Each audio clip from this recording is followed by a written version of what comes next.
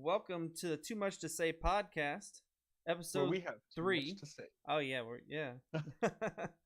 episode three. Tonight we're gonna be talking a little bit about social media, kind of where it is, where it's going, and kind of our thoughts about it.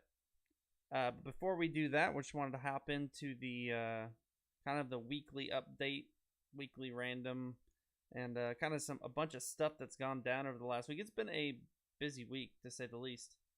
From politics to I just yeah, it seems like It all happened last week. I don't. I mean, I just find it again fascinating how active I mean, I feel like we're living history right now. Like in 20 years, I mean, maybe it's not Nixon exactly, but we'll be talking about it similarly. Things in the information era move quickly. That's kind of to the point of what we'll discuss a little later. But I think access to information and communication really quickly kind of moves things fast.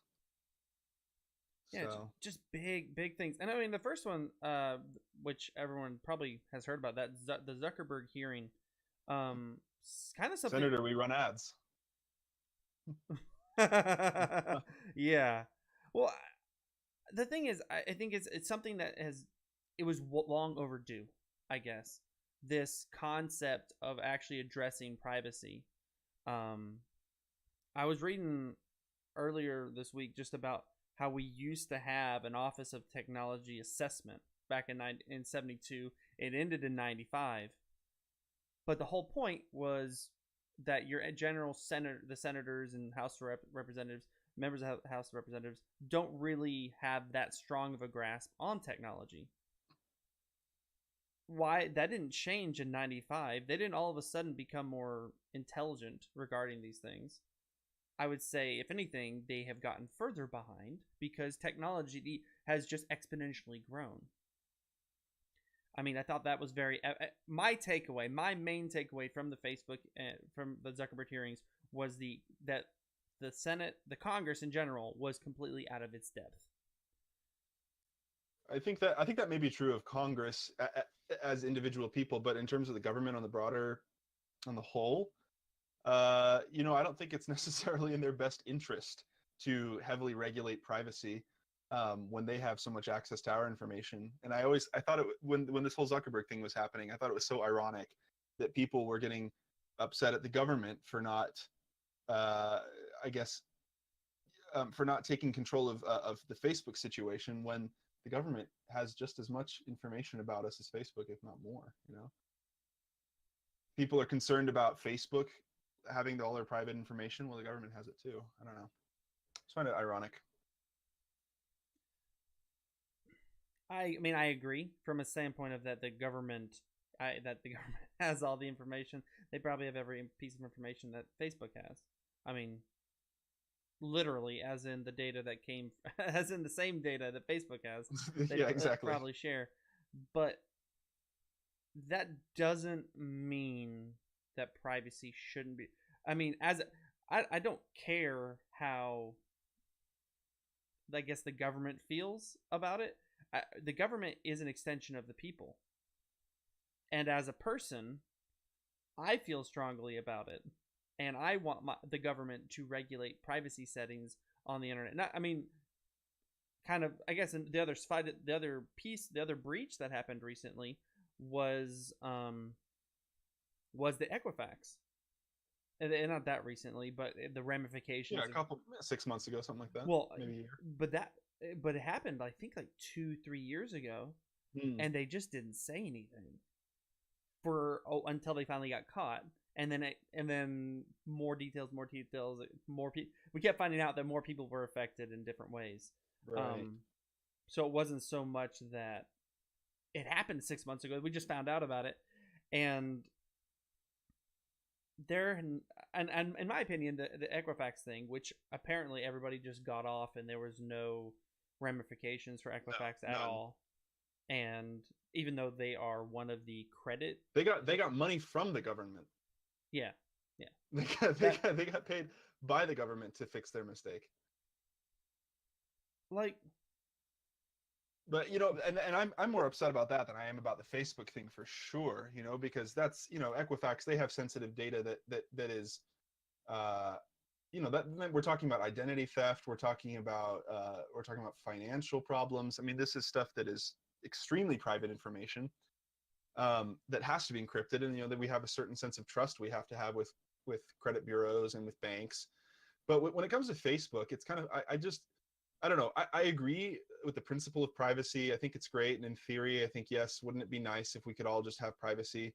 But with Facebook, I'm thinking, even if their data does leak, what data do they have about me that is going to really ruin me?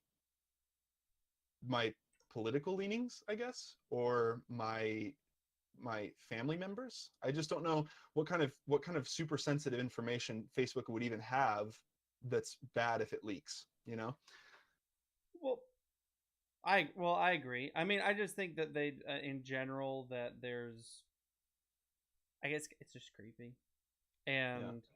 we saw. Well, I mean, we'll talk about it a little bit later, but I mean, we saw the power of it, right? The power of capturing that data and then using that data with this past election. Yeah. And that's kind of where it is. No, I agree though. Like the and Facebook has since fixed it. Basically, what happened with Facebook is Facebook had basically vulnerability with their third party with third party software, which that's really hard to really hard to work with. Period. In the the IT sphere. So what they did, they just basically disabled it and made it so that can't happen anymore. But I think my biggest problem with that was that they don't say anything when something goes wrong. They just keep their mouths shut until somebody goes, "Hey, this happened like 6 months ago. Why are you guys being so quiet about it?" Right. And yeah, I don't know. I'm not as upset about Facebook as I am about the Equifax and Equifax was, they're not really explaining how it happened. They basically what it came down to, it was a vulnerability within within their, I think it was Java. I want to say it's Java, but the biggest problem is people think that it wasn't a 0-day vulnerability, basically meaning that it was just found, but it was an older one and that they hadn't fixed it, they hadn't patched it. But Yeah. but Equifax isn't willing to really tell people what it is because no one's made them. So Right. Anyway. Well, in other news, Trump attacked Syria. So that's a big thing. And yeah, no, it's just surprising, I think, more than anything. And I guess it's gotten a little bit of heat from some people, but I think I don't know. I'm on board. I think we're not isolationists. We can't live in our own little bubble. I think as soon as Syrian government starts attacking their own people, then I think we have a responsibility to step in. Not even just attacking their own people; they use chemical weapons against their own people. Right. Which yeah. At the end of the day, I agree. I think there should be some. There should be some sort of reaction, international reaction, some sort of punishment against the whole sort of accountability. Yeah, accountability to hold governments on the global into. Stage. Mm-hmm. So I agree. The biggest thing, the only thing that my biggest problem is that was Trump's reaction to when Obama did it. And the hypocrisy, not so much. I mean, I'm glad that he flip-flopped, but like you don't it just shows the naivete of Trump. I mean, his immaturity in the international stage when he was tweeting, and even now, it's not like he doesn't have any diplomacy. He doesn't come out and be like, well, I disagree with, he is with Obama bombing Syria. Instead, he comes out with insults. Directly quoting here. Here's a few. Yeah. What will we get for bombing Syria besides more debt and a possible long-term conflict? Obama needs congressional approval. That was in August of 2013. And then a month later, we have the only reason President Obama wants to attack Syria is to save face over his very dumb red line statement. Do not attack Syria, fix USA. Like I said, I agree with the decision to attack Syria. I agreed when Obama did it, and I agree when Trump's doing it, because countries should not be using chemical weapons on their own people. Pure and simple. That I don't feel like that is asking much.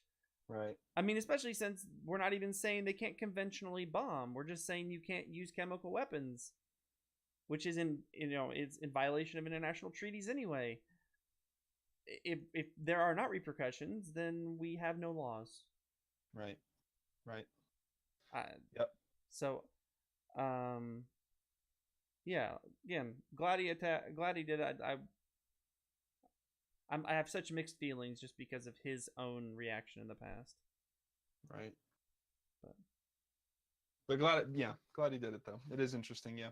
I mean, and I'll be the first to admit I have kind of a predisposition sometimes to distrust Trump and to think that he's an idiot, because I think most of the time he is.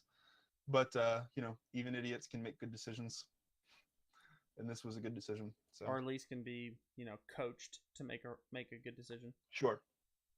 Because, yeah. I mean, I don't know how it went down in the Oval Office, but I'm probably his advisors were like, listen, this has to happen, because Trump probably knew he was going to get the blowback because he had come out on such a hard line against Obama. But his military advisors were probably like, listen, I'll walk out of here if you don't do this. I don't think he's too concerned about blowback, though. He knows how to spin it.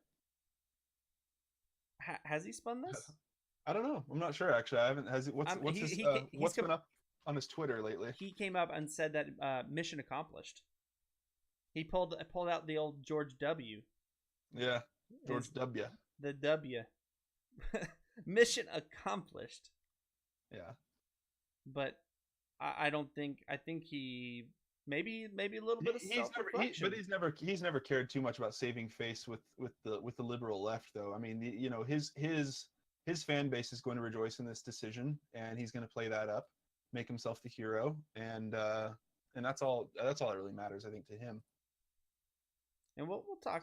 Yeah, we'll talk about hypocrisy here in just 1 second, because we're the other thing that happened this week, we had a positive for Trump. Now we go to a negative for Trump. His longtime lawyer, Michael Cohen, had his offices raided. So that's neat. So that happened, and he's completely innocent, though. Trump didn't do anything wrong, clearly, because the Mueller investigation hasn't gone on for over a year. And is it a year? I don't know. Maybe not a whole year, but yeah. His lawyer's being investigated in Manhattan, right? Jared Kushner. Oh, that's being prosecuted in Brooklyn. Yeah, that's pretty much this. I feel like the best summary of the Trump administration so far is that his longtime lawyer is being investigated. Just got the FBI just raided his office. His son-in-law, who's not just his son-in-law but also is an integral piece of his administration, is facing scrutiny in Brooklyn. His former campaign chairman, he's indicted already. That's moving along, so that's very nice. What's the former national security advisor? Oh, he's already pleaded guilty to lying. So much for draining the swamp. What does that mean? What is draining? In Trumpian terms, what does that mean? Rooting out corruption in the government. No. Not what does it really mean, but what did Trump mean when he said it? Oh, well, surrounding himself with the people he wants. Destroying the Democrats, right? Yep. Yeah. And on a bonus here, Mr. Cohen turns out he's tied to Sean Hannity with with Fox News. And which Sean Hannity vehemently denied, but then has since kind of come back off that a little bit, because Michael Cohen basically admitted it. and this is where it comes back down to hypocrisy, and this is one thing that really bothers me. It has bothered me this entire time for the past. When Trump's been in office for a year and 3 months now, but there was a whole cycle with the election. So we're about would you say 2 years and 3 months into the Trump era? Yep. Okay. Thereabouts. What's bothered me so much during this time is the absolute lack of accountability for Trump and Fox News. And it's why when they're right, they're wrong. Because it doesn't matter if they lie. Sean Hannity came out and said no. I've never had any. I haven't had no dealings with Michael Cohen, and then it turns out he does. But nobody cares. There's no splashback. I just actually read that Fox News is backing him up. They're not. He should be suspended. Any other news organization suspends him, fires him. There's no blowback. And the supporters don't care. People who watch Fox News don't care. It's the same thing. Every single time Trump gets caught, nobody cares. Not nobody, but none of his supporters care. That's demagogue stuff, man. That's not okay. And even when, I mean, like, for instance, a great one for Trump was the size of the inauguration. He said he had the largest inauguration. Right out the gate, right? Right out the gate. Yeah. And it was objectively false. And easily proven to be false. But no, his people don't care. Like, nobody cares. Why? Help me. Help me understand, Ross. What?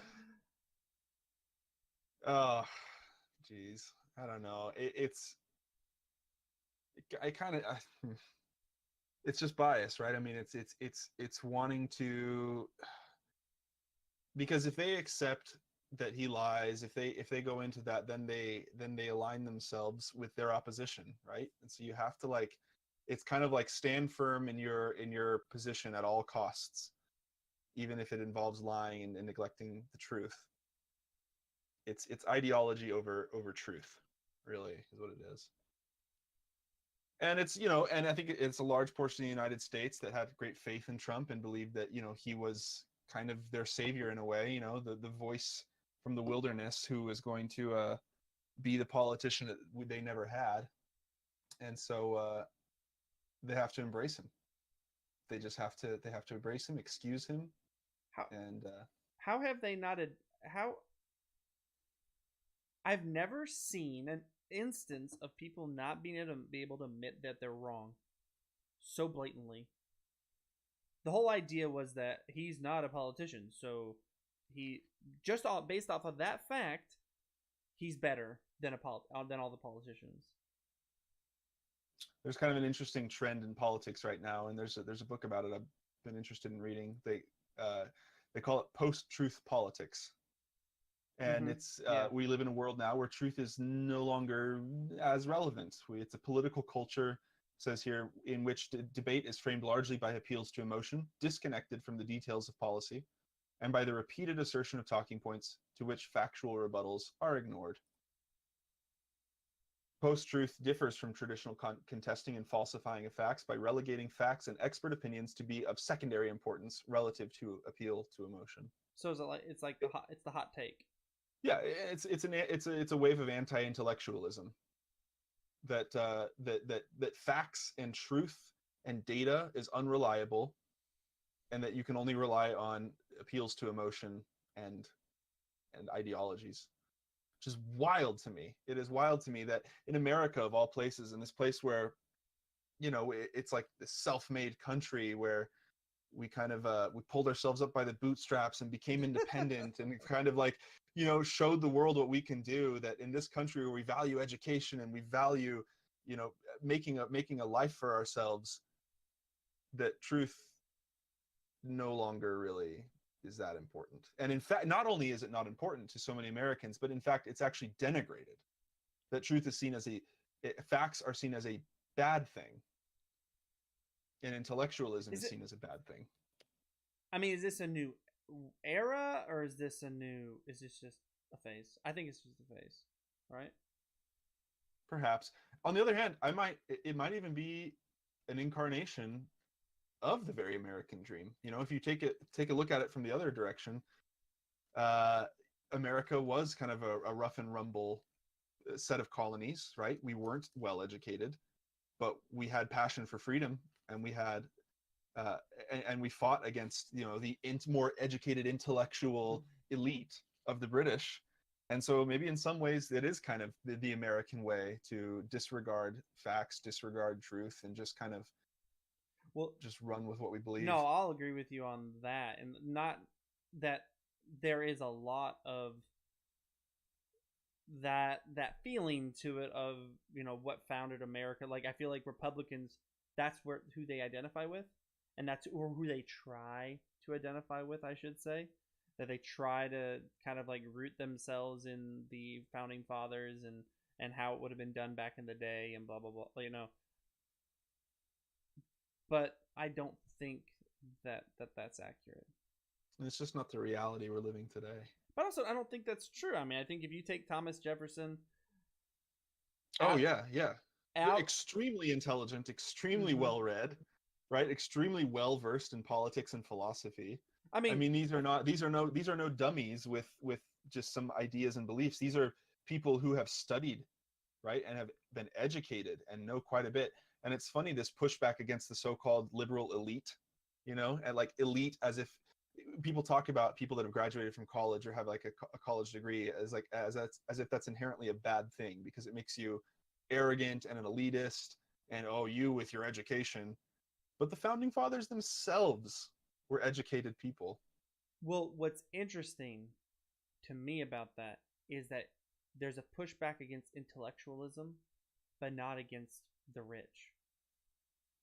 Right. These same people who loathe the intelligent or the intellectuals, the well read, the I mean the liberals, are the same people who like build up the rich and don't, oh, we you know, we can't tax the rich, we can't take money out, like. And I'm sort of mixed on that, to be honest with you, because my thought about money is that it's not inherently evil or good. Money is just a tool. It is. And I think, you know, if people are rich, then they're rich, whatever. Like Yeah, that's no, not, it's not that you're not allowed to not be that's not rich. right. And so I don't know. I'm kind of, yeah. I mean, we talked a little bit before this episode about trickle down economics and how it, you know, how long until we know that, until we really realize that that doesn't work. And with the tax breaks now for corporations, it seems like that's like just a new take on that ideology. But it's nonetheless, I don't know. I mean, I do feel so. Corporate tax breaks, I think, are an issue, of course, but the tax brackets for people that are super wealthy, when they're paying something like they're already paying something like up to 40% of their income in taxes. I think, man, they shouldn't be paying any more than that. It's just insane. That's Well, the thing with the reason they did, okay, so the thing about the tax breaks is basically they're trying to do tax breaks to get the corporations to pay taxes at all, right. because the corporations are able to just offshore all of their um offshore everything. So just like, this is the John Oliver shout out because it's what he Yeah. does. But The double Irish with a Dutch sandwich. yeah, Just funnel the money through a couple of countries. but I thought he hit upon something. I didn't understand why he didn't go deeper into it. Is basically just forcing them to pay taxes regardless. Say, you know, if you're going to operate in the United States at all, you're going to pay taxes of this amount. Regardless of what you want to do. If you want to have a brick and mortar here on the United States, is what you're going to do. Or if you're going to operate in the United States, you're going to pay taxes. I mean, it doesn't have to be again at that 35% rate or whatever, but to say this is the bottom line somewhere. I mean, I'm not proposing that I have the exact answer now, but I mean, there should be something like that to make it so Google, an American company, pays corporate taxes. Or Right. if we don't want to do that, then I mean, I think you have to do that because corporations at the end of the day are built on one thing: make money, make money, make money. Yep. That's it. That's it. I mean, That's it. That's all there is to it. and, Yeah, and, it's just make money. and it's not like a negative thing. Like, No, no, no. I mean, that's their purpose, and that's fine. But yeah, I think what Oliver touched on, which I really liked, was that the solution is not in lowering the tax rate for them. The solution is in eliminating the loopholes which allow them to get away yep. with what they've been doing for years and years and years. I mean, people have to understand. It's like blaming a shark for killing. That's what sharks were built to do: to kill, to eat. That's how they survive. That's how they thrive. Corporations are the exact same thing except with money. Their whole goal, they are well-oiled machines in making money. You can use that. It's a good thing because that's how innovation comes about, and many times that's how a lot of productivity comes, but you have to rein it in. So Got to build a cage around the shark. yeah, I mean, the shark is good. It is great in its ecosystem, but you just have to work with the shark. You have to help. You want the shark to keep doing its things. We want Google to keep innovating, to keep making money. We want Microsoft to do the same thing, to keep pushing technology forward. But they have to be accountable. They have to they are relying on the government, on the United States for that to happen. I mean, right. Yeah, I mean, it's kind of like, I like that corporations, so many big corporations have been avoiding taxes for so long. No, I don't like that. But do I blame them? No, absolutely not. Not for a second. I would do the exact same thing. I mean, because we're not talking about little. I mean, heck, the individual should do it. The individual should look in, should do not game. I mean, kind of game the tax system legally. Game the tax system. We do. Yeah. We absolutely do. I mean, there's so many different little rules and things and loopholes and whatever. We're constantly trying to find the best deductions, find the best credits. mm-hmm. It is a game. It really is. And I can't blame anyone. I don't know. It's the libertarian in me, I guess, coming out that just thinks like taxes are a necessary evil, but I think they should be avoided at all costs by anybody within the bounds of the law. I don't think paying taxes is ever, to steal the words of Dave Ramsey, who kind of a follower of, paying taxes is not a charitable act. Ever. Period. Nobody's a good person for paying taxes. Yeah. It's required of you. So I don't think anybody's a saint for paying all the taxes they're supposed to, or paying more than they could get away with paying. Yeah, I mean, it's absurd to think that a company whose whole point is to make money is going to want to pay more taxes than it has to. And right. Does it seem shady that they shuttle money between they offshore money, stuff like that? Sure, but it's legal. And if their consumers keep buying from them, and until it's made illegal to do that, correct, they're going to keep doing it. And let's make it illegal. But anyway, in any case, so like the government's just kind of giving them a little freebie. It's been kind of nice. They're like, oh, so we'll just continue to use offshore accounts and we'll pay fewer taxes. Great. Yeah, I don't. Perfect. Yeah, I don't even think lowering taxes is the right answer. Like, I mean, they're able to offshore it where they pay zero. Right. How much money does it cost them to do that? Why would they want to come back to us to pay 21%? No, there's no incentive whatsoever. If I make $100 million and my options are paying you zero or 21 million, I'm going to pay you zero. Like, what if I made it 16 million? Yeah, exactly. There's no number where, I mean, the only way that number becomes positive is if they are able to like somehow turn it into making more money. Like, right. Hey, we pay our taxes. We're a great American company. Come buy our products. Like, that's the only way it ever becomes, yeah, I'll pay my taxes. Otherwise, if it's legal, I'm not going to. Right. Yep. Yeah. But that comes back down to the other issue with it, is that like, American people don't need to view corporations as their friends. Like, they're not your friend. They don't want to take care of you. I mean, their goal is, they're not people. They're machines. They're machines. They need to be regulated. They need to be, pushed into a box and let to do the. allowed to do their thing. But like, I mean, look at Walmart, for instance. Walmart games the system harder than anybody else. They pay their people less than living wages, and all their workers, not all, most of the 90+% of their workers live off of government subsidies because they can't afford to live otherwise. Right. And that's the thing. It's like those in the higher echelons of a corporation, they're going to protect the corporation, the entity, at all costs before they protect the people that comprise it. We think like a corporation is not like it's not like a community group or something No. where it is comprised of the sum of its members. Nope. A corporation is a legal entity that it has people that belong to it, but it is more than the sum of its parts, and a corporation is going to protect itself as an entity always before it protects those that belong to it. There's 100% agree. The only purpose of a corporation is to make money for the shareholders. Yep. So that it can then make more money for the shareholders. And then rinse and repeat. Yep. Repeatedly until repeatedly. And sure, it'll benefit the economy, and people will have jobs and salaries and live good lives because of it as a byproduct of it, but not out of the goodness of a corporation's heart. No. Solely just as a byproduct. It's yeah, exactly. And that I remember. I wonder if I can find it. There's a comic, just a one-frame comic. It shows the end of the world. Shareholders. We made a lot of money for shareholders. Oh, I know the one you're talking about. I love it so much. I hope it has the it's from the New Yorker. Here it is. I'm gonna put it up on the. There we go. You can edit it in after too. I got it on. I'm gonna put it over your face for a second. All right. Bye. It says, yes, the planet got destroyed, but for a beautiful moment in time, we created a lot of value for shareholders.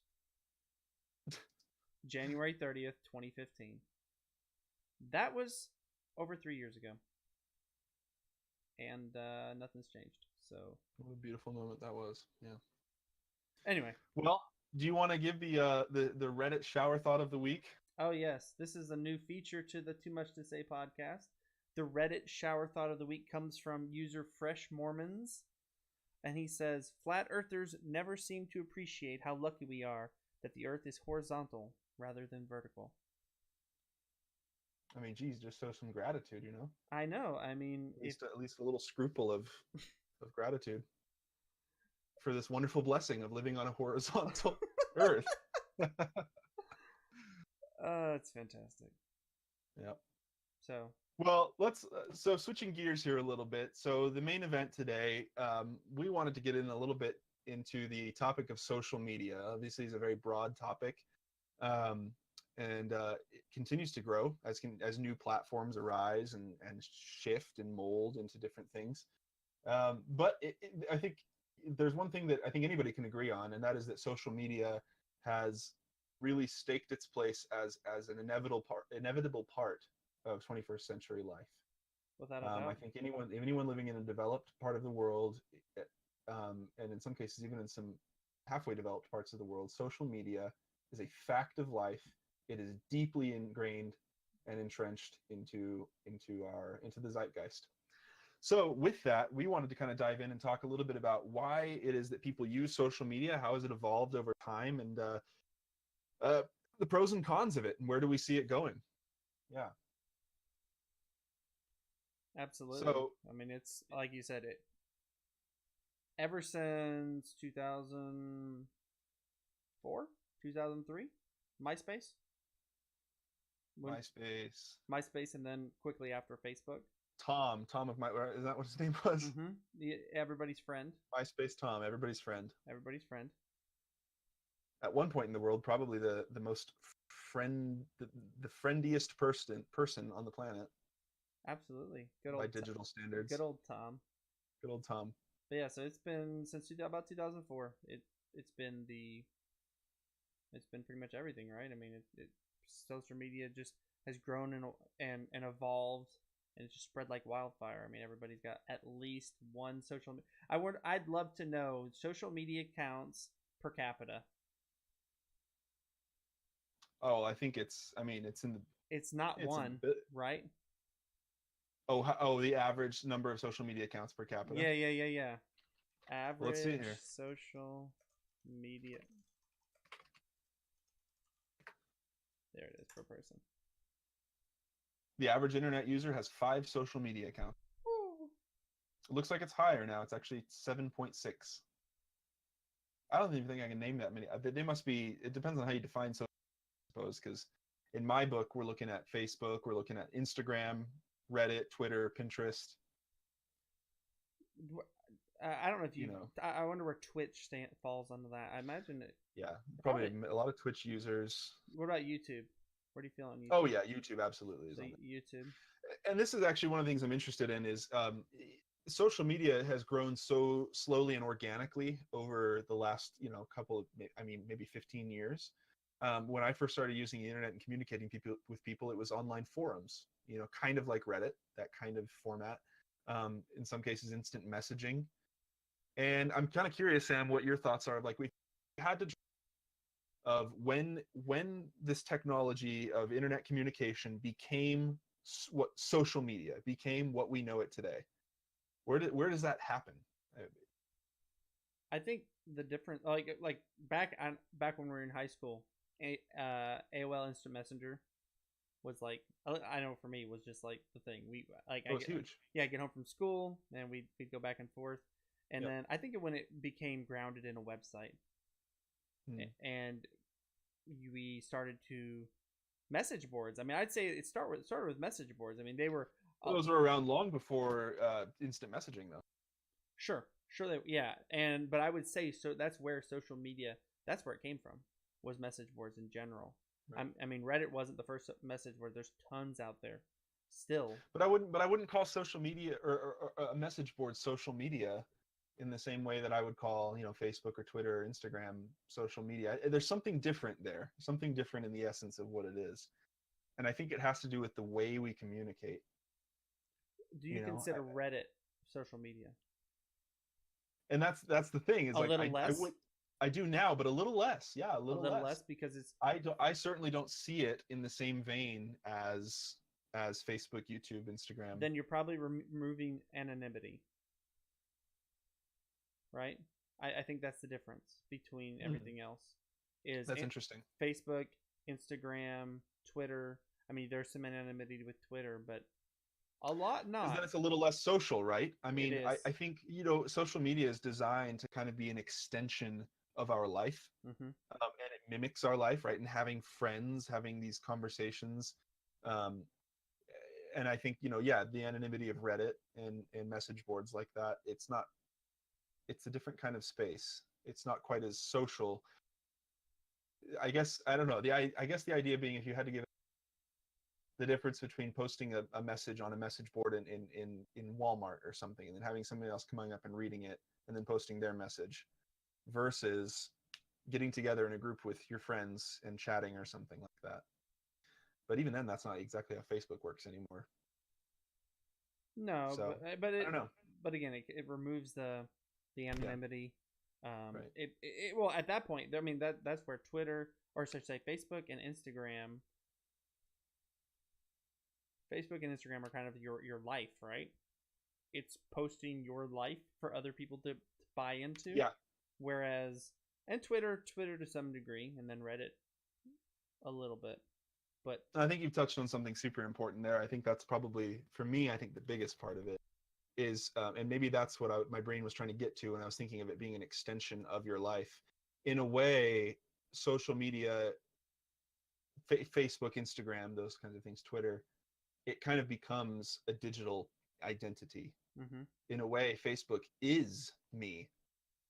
If I die tomorrow, you can pull up my Facebook profile and you see my thoughts, you see my pictures of me, you see videos of me, you see my interactions with other people. You kind of get this snapshot of what my life might have looked like, the way I, according to how I crafted it online. It kind of is a separate identity from our own identity. Well, I mean, to take that one step further, I mean, I have friends who have died at a young age. I can think of 3 different people, and people will still go wish them happy birthday Hmm. on Facebook Right. on their birthday every year. People wish them happy. I mean, because they live on Right. through their Facebook. Like, they've been gone for years now. Yeah, it's this kind of imbuing the internet with our digital persona, and you see this also in kind of a trend with GIFs, for example, or memes, where people will say, me colon, and then post an image or post a meme, or this is. People will even say this is me, and it's kind of this interesting blurring of the line between like my identity and my digital identity. They have become kind of one of the same, and we understand that form of communication now, where I can post a meme and in a way that meme is me and I am that meme because it has become part of my digital persona. That's what's sexy about it, though, right? That's what's sexy about it. Yeah. I mean, it is, isn't No, it? but really though, that's what's Isn't enticing it? about it. Yeah. I Yeah, mean, you like you be God of your own life and decide what kind of person you are. and but to have everyone sharing it, and Hmm. everyone have a little piece of you on that's immortal. Like, it's never going anywhere, and everybody can come in and kind of. I mean, like you said, this perfectly crafted version of you. Everyone can partake of it. You have all the time in the world to make that right without being able to make mistakes. I don't know. Yeah. That And it's, I think, that, but why do we do that? What's the draw there? Why it's not just for ourselves, right? If it were just for myself and I just created a blog that I never put online, but man, it had like images and it had memes and it had text and pictures and thoughts, everything that is quote unquote me, but it's not online. There's a very different motivation then for putting that out into the ether for others to consume. Well, I mean, isn't that something that already happens? Like, artists, for instance. I mean, people create art, and that's an extension of themselves. People write music; it's an extension of themselves.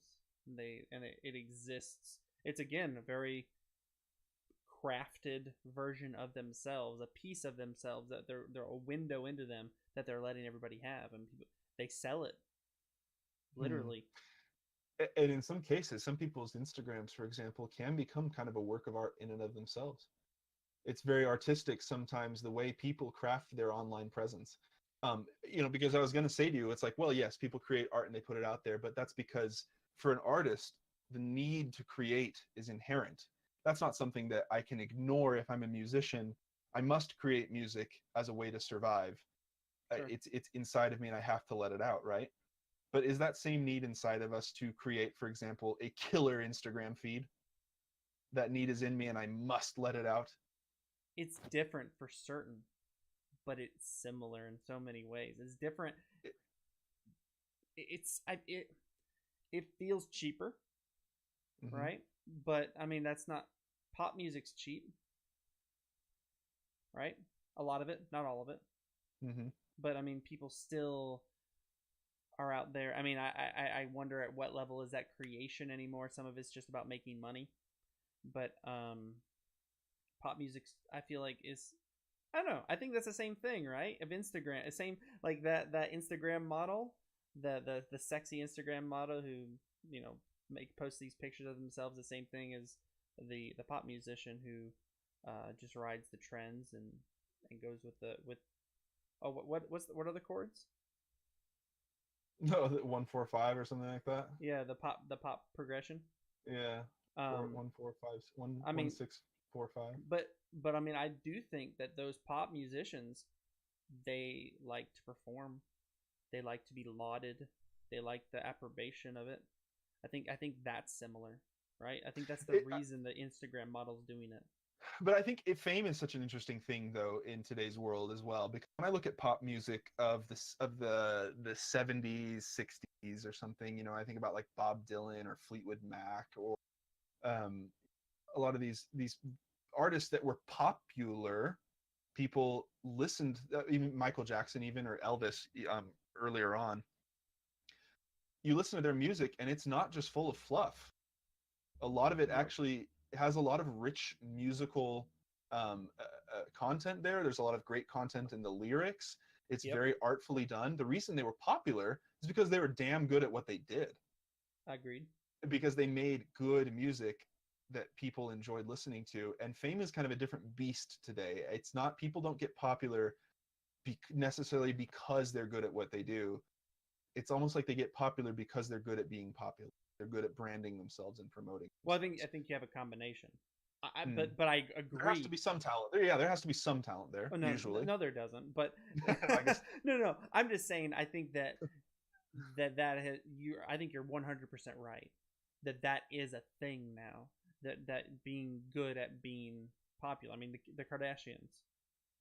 Right. They're good. Right. They're good. What do they offer to the world besides the cult of personality? Nothing. Nothing. Like There's literally no nothing. gross domestic product of the Kardashian family that enriches the world or does anything. No real talent to be spoken of. Nope. Nothing. I mean, But they are good at one thing, and that's being in the spotlight and creating interest. And I think that's a unique thing that ties really closely into social media. oh, I mean they are not who they are today without social media. Right. I mean, yeah, I agree. It, Go ahead. it's that fame that I think that people are searching after. One of the biggest questions that comes to me all the time, and this happens. So I like to take photographs sometimes, and I post to Instagram occasionally. But every single time I do, before I post, I always think, I have this little self-reflective moment where I think, why am I posting this? Why? What's the reason? Is it because I'm developing a brand because I need to get freelance work as a photographer or videographer and I need people to see my portfolio of work on my Instagram? Is it because I just am an artist and I feel like this need to create and express myself with the world? And I would do it whether or not they liked me. I just have to create. Or is it because I'm seeking this kind of weird, uh, um, ephemeral sense of fame and acceptance and validation that I see in the world, like with the Kardashians or like with other people that have achieved quote unquote success through fame? And maybe a small part of me when I post is doing it in hopes that I can become appreciated by the world for this sham that I'm creating on. I don't know. I mean, I think I guess this is where I said kind of a mix. Like, I think like if you create something really great, you want to share it with the world, right? And you should. Right, you should. Um, the problem that I mean that I that's where it differs between artists and Instagram stars, um, and people and just people's Facebooks in general. Um, is that is the substance of it, right? So like there you in your art when you take pictures and when you edit videos, like there's something, there's skill, there's There's some product there's that I'm yeah delivering to the you've world. created something new, you're sharing that, and there's no it is the opposite of bad. It is good that you're doing this because I mean, it brightens people's worlds. But the facades that people create through social media, it is not. It's the opposite. It's hollow. It in some ways brings people down. Hmm. It And I even see art being created for the wrong reasons too, you know, because out of a desire to have a flawless Instagram. I mean, there's certain trends that I see, and for example, like the world of cinematography, I follow a lot of cinematographers on on Instagram, and a big trend right now is to post everything in the 2:39:1 aspect ratio. And it's like, if you're in a cinematographer, you have an Instagram, don't post all of your pictures in that aspect ratio, you're behind, you know, because that's what people are doing. And that's how you know you're a good cinematographer. And so it's like these weird trends that people feel like they have to. I feel like people participate in social media a lot of times out of a sense of obligation, out of a fear that if they don't, and I've felt this fear, that if they don't participate, the world is going to leave them in the dust, that they're going to fall yeah. behind, that their friends aren't going to care about them, that nobody's going to care about them, and they're going to die a sad, lonely death. Well, I don't feel that second part, but the first part, in getting left behind. I'm not being dramatic. No, I mean, but my point is that like I do worry. Like I'm not on Instagram. I'm not on Snapchat. I am barely on Twitter. Um, I am on Facebook, but that's more just me checking on other people, as I've mentioned in the past. Checking on other people, using it more as an instant messenger service. But I don't want to leave it behind because it is an integral part of the world, and I want to keep up on the world. I don't want to get left behind. I mean, I'm on Reddit, actively on Reddit. Right. As a lurker, I should say. I lurk actively. Uh, Well, and here's an interesting poll that one group took in 2013 about why people use social media. And so this may have changed a little bit over the last 5 years, of course. But at that time, the top 10 reasons people said they use social media was number one, social interaction, which I think makes sense. And that's primarily what it started as. Information seeking is number two. And I think that's a really interesting one, considering the lack of reliable information that goes around social media a lot of times. 3, passing time. 4, entertainment. 5, relaxation. Number 6 was expression of opinions, just to express them. Number 7, things to talk about. 8, convenience. I'm assuming that has to do with like organizing things, Facebook events, that type of thing. 9, sharing information. And 10, knowing about others. Is 10 last? So is this order of... I'm not sure if it's in order of hierarchy, if it was 10 in general. But it's funny because that poll to me just looks very benign. Those are all of those things. I'm like, okay, great. Those are all really good things. But there's this disconnect at some point between that list of why people purportedly use social media and then the darker side of it, which is people using it to fill a void in their life, compensate for lack of fulfillment of their lives. And studies have shown that people that use social media extensively are more likely to have depressive symptoms. They're more likely to feel lonely, and not the reverse, right? Having all this social interaction doesn't help them, actually hurt. You're chopping up there.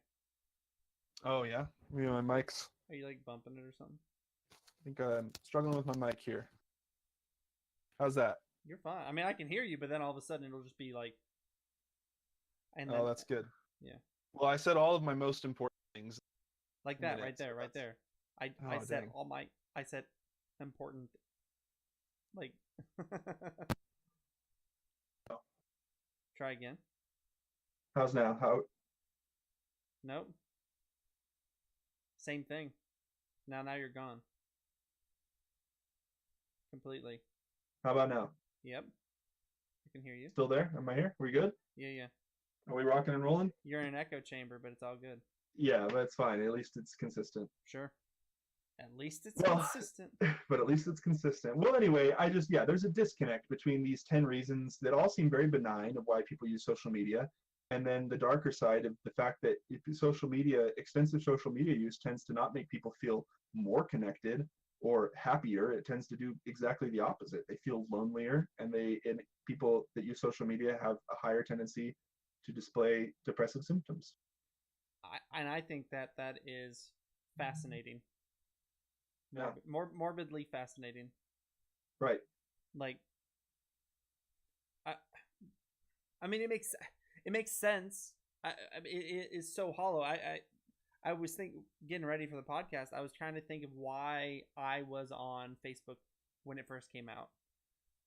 What was why get on it at all? And that was, it was to basically be included. I wanted to be included. Basically, as a human, you can only be intimately engaged, like actually actively engaged, spending time with, talking with so many people, and social media allows that to be bigger. Right. And you get to be just get little grasps of other people's lives beyond the real capacity of human interaction, by the way. Right. Because they've done studies that have shown that humans can actually only intimately know about 150 people.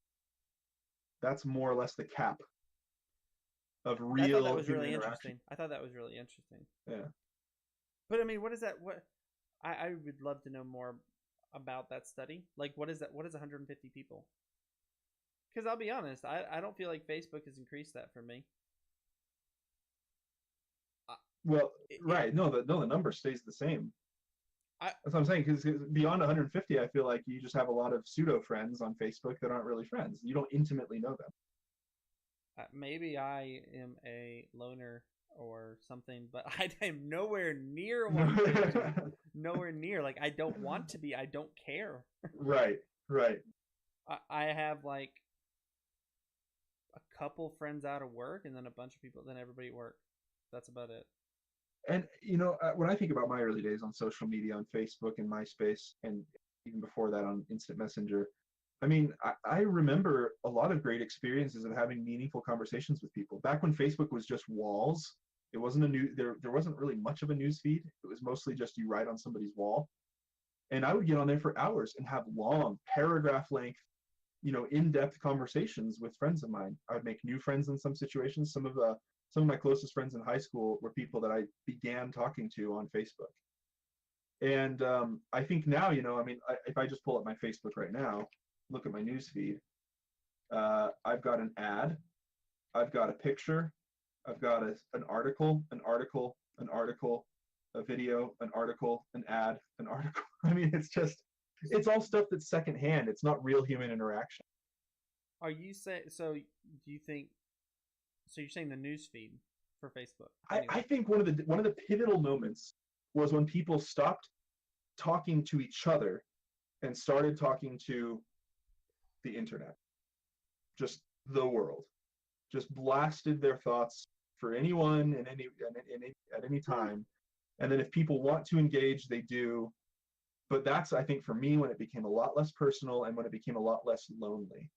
And it's honestly, I see a lot of status updates, even the really positive ones, as kind of like this weird cry for help. Like Mm, sometimes I see it as like wanting to share, just being excited. Obviously, if you're excited about something, you want to share it with people. But if you're excited about something, don't you want to share it with people that are important to you? If you're really truly excited about something, why do you want to share it with the anonymous mass of the internet? no, yeah, Unless that's unless a it's really to good fill point. a void. Like the only time I post on Facebook is when a sports team wins or loses, and that's because nobody in my household cares about sports but me. Right. Like I don't, But you get it out of your system. yeah, Yeah. like when You know. I want to get it out. I'm a Braves fan, a Duke fan, and when if Duke wins or loses, I might post something about it. But that's about it because, like you said, when it's something important, like if I get a promotion at my job, I'm not gonna put that on Facebook. I don't care about the people on Facebook, not even a little bit. Not Right. that sounds horrible, but I No, don't. unless you're talking to them one on one, as humans do, then what is the point? And that's what I keep coming back to. Like I said, when I ask myself that question before I post on Instagram, why am I doing this? The question I'm really asking is, what is the end goal here? By posting today and then perhaps posting tomorrow and the next week, what do I hope? Where do I hope for this to go? Do I hope to create a really nice like business Instagram where people can come see my work and then hire me? If so, great. That's wonderful. But if it's a different reason besides something professional like that, then what is the point? Why put it out there for the whole world to see just so that they can validate you? What is the end? What are you hoping will happen Yeah. ultimately? And I think for a lot of people, they don't think about that. And if they were to get really, really honest with themselves and dig deep, I think they'd say the answer is to perhaps feel loved, perhaps get famous, perhaps do these things, perhaps solve these problems that cannot be solved on social media, but can only be solved by meaningful human interaction. Yeah, I agree. I mean, I think that. I mean, isn't that sad? Yeah. I'm at the end of the I, day. At the end of the day. yeah. I think it's an irresponsible way to use social media um, without thought. I think the only responsible way to use social media is to do so with a lot of self awareness and self reflection, to make sure to always check yourself and make sure that you're not using it to achieve some end goal that has not been explicitly stated. Well, so what I mean, basically, what you said is that the social media should. I think we're talking about Facebook here. We're not there or Instagram. Largely Facebook and Instagram. Not really Reddit. Right? I feel like Reddit's a different beast, and so is YouTube in some ways. I feel like the anonymity of Reddit is what keeps Reddit not pure. Reddit's not pure in any way, shape, or form, but it's honest. Right. I think that's what. Yeah. Anyway, so we're gonna leave Reddit off to on its own little island, but for Facebook and Instagram, what's the purpose of it going forward, and will it? I don't think Facebook, like I said, I don't think Facebook exists as it currently does in 15 years. I said this 2 weeks ago. Right. Yeah. Because I agree with you. I think it is inherently flawed.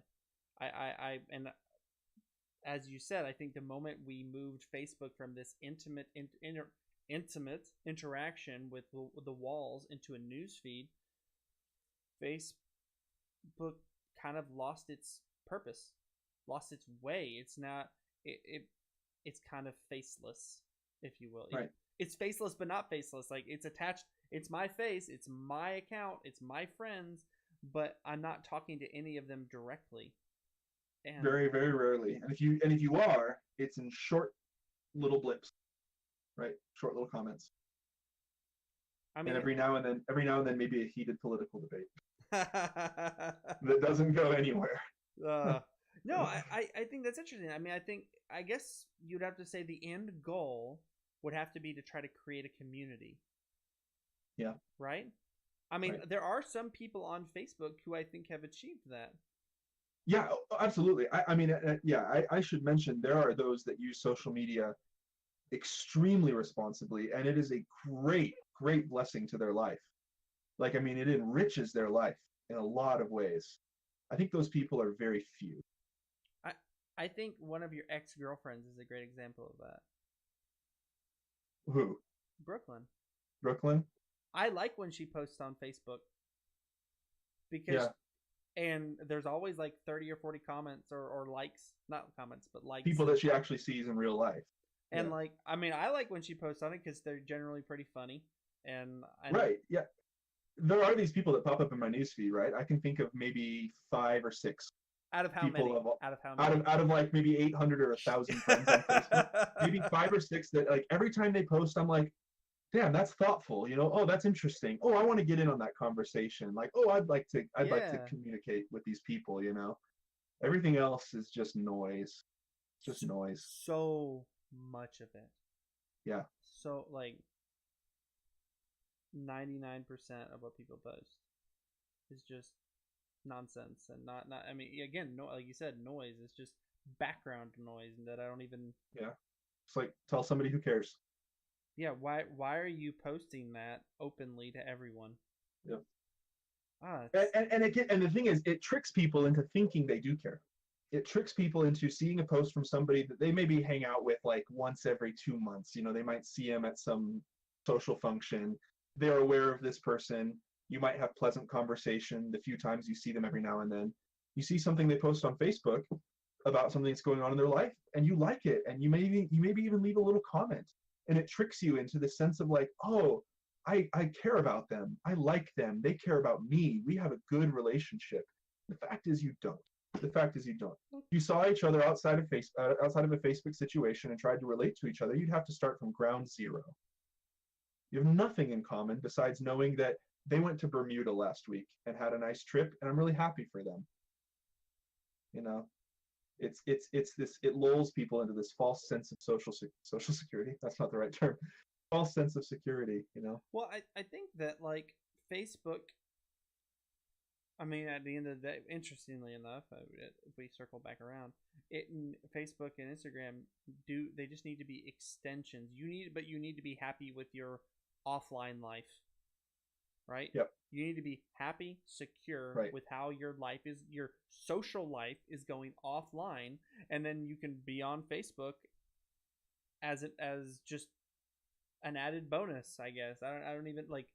I still get on there even though I don't ever post. I still get on there and look at when people post, and I'll browse my newsfeed for 30, 45 seconds and then close it out. Right.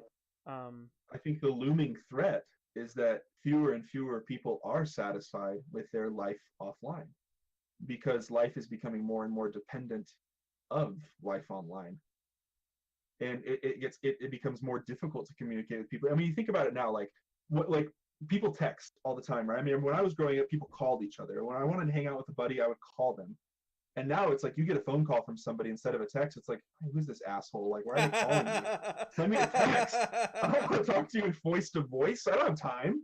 And it's like the world is pushing itself towards short communication, impersonal communication, and people get irritated when you break that mold. And so it's getting harder and harder to be really satisfied with an offline life.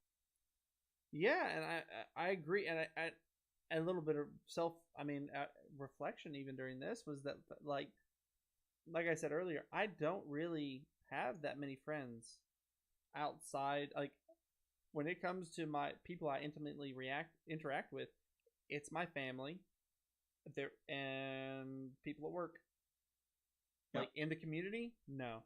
I live 42 miles from work. Almost everybody that I go to work with lives closer to work. I don't interact with anybody outside of work, and I don't really see a vehicle for that to occur. There are, I guess I have a meetup group. I sometimes play board games with them, but ever since I started waking up earlier, it doesn't really happen. I guess, but my point being is that like, despite just like you were saying, despite having all these avenues for online interaction, we are very. I do feel isolated down in my portion of Georgia. Like I don't. Assuredly, there are people around me that have similar interests that like to play video games, like to watch sports, but I have no way to truly interact with them. No way to make friends. I mean, I'm very, very picky with my friends. I recognize that in myself. And that's one of the reasons I'm kind of just okay with not having lots of friends is because I very rarely just click with somebody. And if that ever made you feel, lonely or isolated, Facebook or social media interaction might be kind of a Band-Aid fix. I'm not saying it does, but if it ever did, social media interaction could be a Band-Aid fix for people like that. But ultimately, it'll just leave you unsatisfied and leave you longing for something more meaningful in your own life, if you're not satisfied. Well, when I look at it, like social media I feel like it accomplishes nothing in healing that, in satisfying that. Right. Like it can only ever be a supplement to real life and not a replacement for it. A supplement to real human interaction and not a replacement for it. So I don't know. I'm a self-proclaimed social media cynic, and I'm probably wrong about some stuff. I think there's a lot better ways I could use social media. I'd like to learn those ways and become more responsible with it. But I'm fearful of the damage that it is doing to people's lives and where it's going to go from here. Fix it. Yeah, fix it. Yeah, fix it. Make it better. Make it a better place. No, yeah, make a better platform. How do you fix it? How do you fix it? Oh, jeez. I think it just comes down to every single person individually being responsible and asking themselves the hard questions of what they want to get out of social media, what's the end goal, and then work towards that goal in a healthy way. What if you remove the news feed from Facebook? If you remove the news feed, they make a lot less money because there's less ads. Sure. No, but hey, we're not worried about shareholders here. Sure, but that's just what I'm saying. It's like, anyway, I think you remove the news feed, Facebook instantly becomes a much better place. As soon as you force people to communicate with each other in a personal and what's the word I'm looking for, decisive way, then things get better. But as long as people are communicating in a nebulous, like, Impersonal. impersonal and imprecise way, then it's always just going to seem like a cry for help, you know, I to fill a void. You know what? I think that's the reason Reddit works. Yeah. There, People are going for a reason. well, the thing is, Reddit has message boards, individual message boards. They do have the what's called R all that brings everything together, but you cannot post anything to R all. Everything gets posted to all the other subreddits, and then the most popular ones move up into R all. But you have to be popular, or not popular. I guess popular. You have to be well rated within your own subreddit. You're posting to an individual community that then gets included in the greater community. And I think that would be really interesting for Facebook. Like, Yeah. like if you So that you can't post directly to the newsfeed, but the newsfeed only sources from other places, from other the best other the interactions. best stuff Yeah. from all the walls of your friends. Right. From all of the conversations you've had with specific people. Yes. Like you have to Yeah. And and there's situations where it's good to be able to say things to a lot of people, I don't know, it's difficult because getting rid of the newsfeed entirely, it's like sometimes there's a lot of value in being able to post something publicly. I mean, it's not like it's always bad. True. That's true. And so that's the tough thing, and that's why I say it really just comes down to each person, because like I said, there are those that use social media responsibly and it adds a lot of value to their life. My wife is one of them. She loves social media. She has no problems with it. She's very satisfied with her life, but she gets on social media, Instagram and Facebook and Twitter, and really enjoys the interaction she has with people that follow her, and I think she that's enjoys it. No, I think that's really interesting point though. That I mean, that again, there are some really good positives. Yeah. I think one really big positive is how it was used in Arab Spring, with the forming of the protests and that. Right. Community action. It's huge. Yeah, and I mean, yeah, it is. It's just like a community message board at the end of the day. And also, I mean, this comes back down to Reddit, but basically there is an open call that if Rod Rosenstein or Robert Mueller get fired, that we will immediately, march in protest. And I don't think that that's possible without social media. Right. Yeah, it'd be a heck of a lot more tricky. You wouldn't be able to do it on such a massive scale. Yeah, and so there's definitely positives. I think it's something I'm grappling with. I want to get better personally at my social media usage, be more responsible with it, and I think it's an effort that everyone needs to make, lest it become a detraction from their life, lest it suck value from their lives. I mean, it's a tool. Yeah. At the end of the day, but it's so much more than that, because it can absorb you. No. I mean, it's a tool. A chainsaw is a tool too, right? A chainsaw can kill you. Sure. So I mean, like, it's a tool. Use it well. But it's a tool that anybody can have. Nobody's going to make it so you can't. Like chainsaws, you have to go buy the chainsaw. Right. Facebook, you got to make the account. You got to sign in. You got to post stuff. Yeah. You can have a Facebook account and never use it. Sure. And that's kind of where I don't use social media all that often, but when I do, I always try to make sure that I'm doing it because I want to, because it's a motivated thing, and that it's not just kind of falling into the vicissitudes of digital life, But it's an interesting topic. We're out of time today, I think.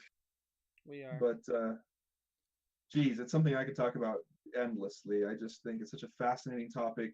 It's a scary topic in a lot of ways, but at the same time, like we said, Facebook and social media in general poses a lot of value in the world too, and can do a lot of good. But yeah, I mean, I think you have to navigate it wisely. Absolutely. I mean, I just think that I agree. That's an interesting topic. I think it's an interesting topic because it's so important and it's so integral to our lives, and that I think it's interesting because I think we're we're learning all together. Like people are freaking out about the fake news that the what happened with the election, and I find it fascinating to see the entire world learning to grapple and learning to um, adapt to something so powerful that is just was released on the world. I mean, it's like dropping a nuclear bomb on the world Yeah. and then watching them react. Like what will they do? You Yeah, know? it's just like, here you go, guys. Boop. Let's see what happens. Yep. And I mean, we're living it. I mean, we're watching it actively, evolve day to day on how do people react to it. You touched on something super important there, and this will be my last thought, and then I'll shut up. But that's where the self-awareness comes in, because technology is advancing so rapidly. Nobody's giving thought to what it might do or could do, and there's no way of predicting what it might do. It's like you said, you just drop it in there and say, okay, well, here goes. Let's watch what they do, because there's no telling how things are going to change. You just can't keep up. And so that's why it's so necessary for us to take a step back, take a moment of reflection, and say, hang on, like, for some reason the analogy coming to my head, it's like if I'm a mouse in a cage and this piece of cheese just got dropped into the cage, before I just go run and attack it, let me just think here, hang on, what's happening? What am I about to do? Why am I going to do it? And then I'll make a decision. But the thing is, there's so many different mice that at least a large portion of them is not going to think. No. A large portion is going to go take a bite of the cheese, poisoned or not, and and you'll see the aftermath afterwards. Yeah. But it's what makes it just so interesting and fascinating. I mean, I think that in 50 years there'll be some good reflection. I unfortunately, what's his name? Ken Burns. I don't think will be around at that point. But to make the best documentary about it. Yeah, to make the best documentary ever about social media. But hopefully he'll do that before he goes, because I think it's. I mean, the only problem is we're living it right now. We saw its infancy back in 2004, and now we're 14 years in. It's a teenager, literally. It is 14 years old, and it is only growing and growing, and it could go. And constantly under the observer effect. The moment you look at it, it's different. You can't observe it before the state has changed. Schrodinger's social media. Schrodinger cats. Yeah, social media cat. It's Heisenberg's principle of social uncertainty. It's fascinating. Yep. Well. That is I think that brings us to a close for another episode. To episode 3 of Too Much to Say. And we went over because we had too much to say. True to our word. we don't lack there, so but we'll see. We'll probably next Tuesday again. We'll have another episode out. You can catch us on Spotify, YouTube, Twitch, iTunes, I think iHeartRadio by now. I don't know. I'd have to look. But yeah, check us out on those. Leave comments. Let us know if you have any complaints. Sam talks too much or something like that. It's true. It's true but then again, this is too much to say. So I think I get a pass on that one. And in the meantime, I'm going to ask myself why I do a podcast.